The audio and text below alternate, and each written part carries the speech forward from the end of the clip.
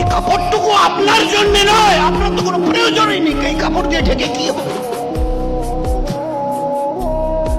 এই যে কটা লোক বেঁচে আছে যারা গোসল দেওয়াবে, যারা ওই আপনাকে খাটিয়ে তুলে কবরস্থানে নিয়ে যাবে, ফের লাশটাকে নামাবে, মাটি দিবে, তাদের একটা তো চোখের একটা পর্দা আছে, লাজ লজ্জা শরম আছে, ওই জন্য কাপড়টা দেয়া হয়েছে।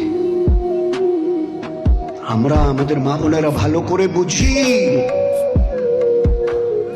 এ খাট বলে এটা সেগুন কাঠের খাট, মেহগিনি কাঠের খাট, 3 লাখ টাকা দাম। হ্যাঁ ঠিক আছে, শুইতে মানা নেই, কিন্তু চাচি, খালা, মামি এ কি করছেন? বলে আমরা 2-3 জন মাথার দিকে আর 2-3 জন পায়ের দিকে ধরে তোমাকে তুলছি। কেন কেন কেন? বলে এই যে তোমাকে তোমার এই মেহগিনি 3 লক্ষ টাকার খাট থেকে তোলা হচ্ছে না, ওই আল্লাহর নামে 1,00,000 বার কসম খেয়ে বলছি, এই খাট দ্বিতীয়বার তুমি আর শুইতে পারবে না।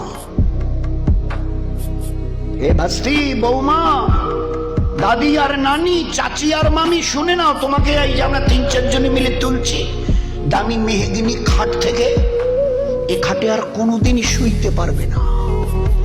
এবারে সবাই বলছে, বুবু ওই দরজাটা একটু একটু সরিয়ে দাও তো, পাল্লাটা না বেশি করে খুলে দাও তো।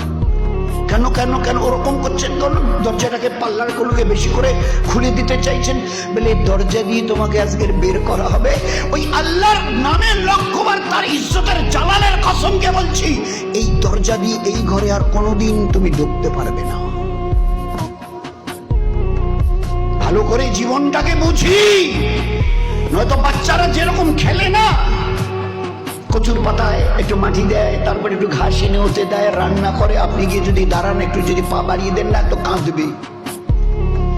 ওরা রান্না খেচ্ছে, বিয়ে খেচ্ছে, ওর বাড়ি যাচ্ছে, এ ওকে ডেকে নিচ্ছে, কচুর পাতে কলার পাতে ভাত দিচ্ছে, তরকারি দিচ্ছে, আর একটু পরেই যদি খালি ডাক আসে, নূরনাহার, শামসুন্নাহার, নূরজাহান, তো সঙ্গে সঙ্গে রি করে আম্মা ডেকেছে, আমি আর খেলবো না, রি করে চলে। আল্লাহ আমাদের হেফাজত করুক। আজ মুসলমান আপনার আমাদের জীবনের অবস্থাই,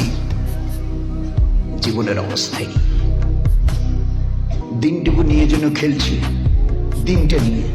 খালি যদি তামাক বলে আপনি আসবেন না চাচা, ভুট্টার ক্ষেত যদি বলে, আমার দোকান যদি আমাকে ডাকে, আমার সার্ভিস আর চাকরি যদি আমাকে ডাকে, আসবেন না, তো এইবারে দিনটাকে রি করে দিয়ে চলে গেলাম।